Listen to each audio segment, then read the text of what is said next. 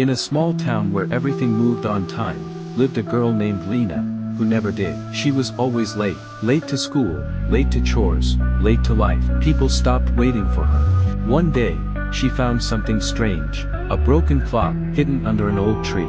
Its hands weren't moving. "Why do you rush, yet go nowhere?"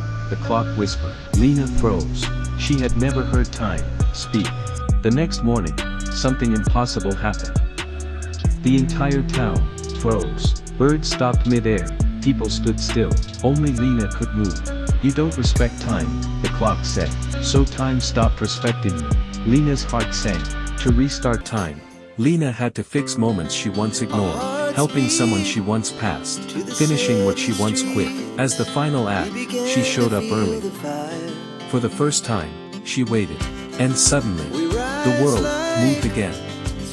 The clock ticked once, then disappeared. And Lena finally understood. Time was never against her. She was just never present enough to live it. Most people don't lose time, they lose themselves inside it. Subscribe for stories that change how you see life. We wanna chase the night.